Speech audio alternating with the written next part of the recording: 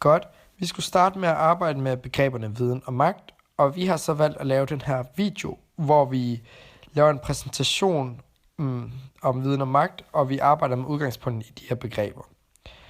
Hvad er viden og hvad er magt, og hvordan er det hænger sammen? Inden for videnskabsteorien findes der forskellige definitioner på, hvad viden er, og hvordan det bliver præget af magtrelationer.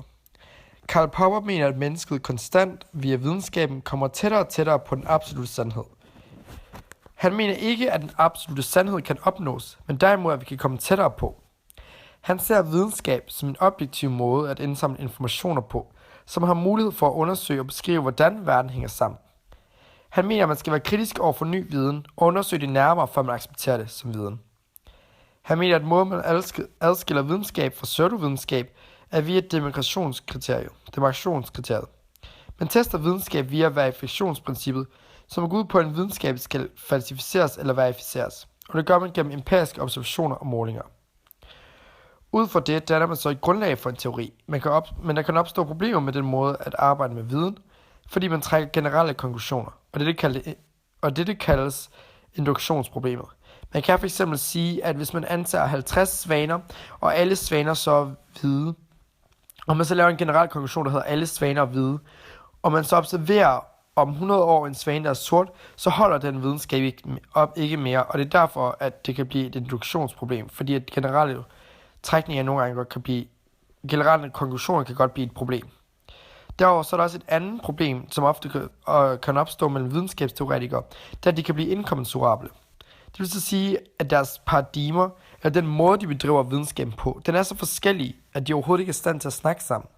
Det kunne fx være, at nogen har en overbevisning om, at jorden drejer rundt om solen, og så laver de videnskab ud for det. Men det kunne også være, at der er nogen, der har en overbevisning om, at solen drejer rundt om jorden, og så laver de nogle observationer ud for det. Og de vil aldrig nogensinde kunne være i stand til at sætte sig ned og diskutere logisk med hinanden, fordi de vil være præget af deres paradigmer.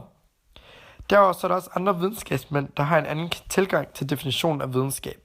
Socialkonstruktivisterne, de mener nemlig, at der ikke findes noget objektivt, og findes nogle objektive og absolut sandhed, men at al videnskab derimod er konstrueret af sociale relationer og historiske processer. Altså for eksempel så mener de, at der ikke findes noget køn, men de er overbevist om, at køn det er socialt skabt, og derfor kan man ikke kalde det en videnskab. Derudover så giver de sproget en afgørende rolle, og i hvert fald giver de sproget en afgørende rolle for, hvilke paradigmer, der er formået at vinde indpas. I den måde at drive videnskab på, har magt en særlig stor rolle. Nogle teorier får fodfæste i bestemte kulturer, fordi bestemte diskurser har været mere magtfulde end andre.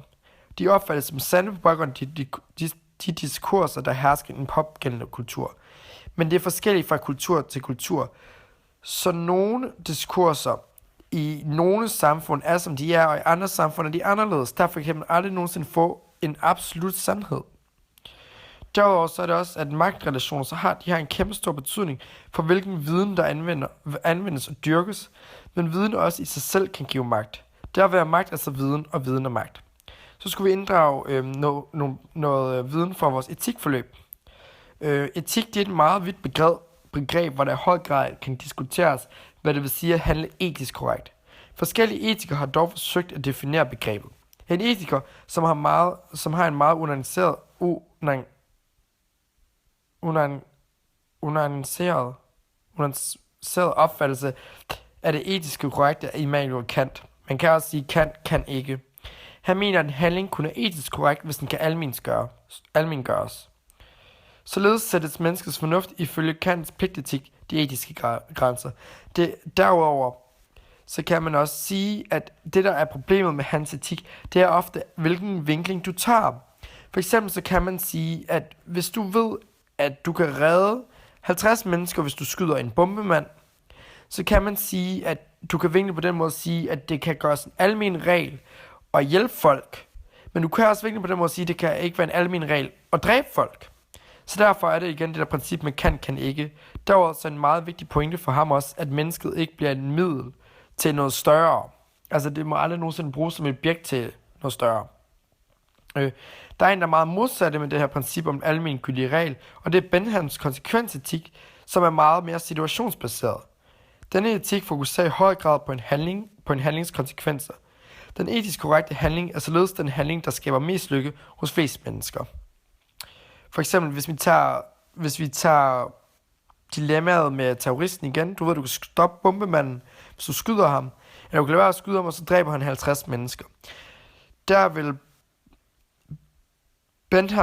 vil Bentham mene, at du skal skyde ham, fordi at de 50 menneskers liv er mere værd end den ene menneskes liv.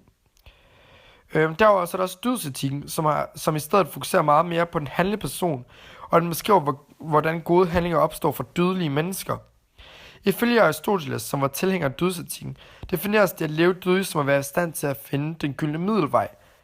I kontrast til Kants idé om en medfødt fornuft, som leder mennesket til at handle etisk korrekt, mente Aristoteles, at udviklingen til et dødigt menneske var en livslang læring. Altså det var også meget den her holdning om, at du kan lære fra andre mennesker, og hvis du mener, at andre mennesker lever døde, så kan du lære fra dem, og så tage de handlinger, som du tror, de vil tage. Derudover så skulle vi komme med et dilemma til sidst, og vores dilemma, det er, har samfundet ret til at stigmatisere udlændinge, selvom de intet har gjort?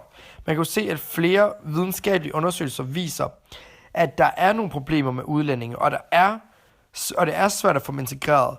Men kan det ikke være, at videnskaben er manipuleret, så det er de statistikker, der kommer frem, der gavner den politik, der bliver ført mest nu?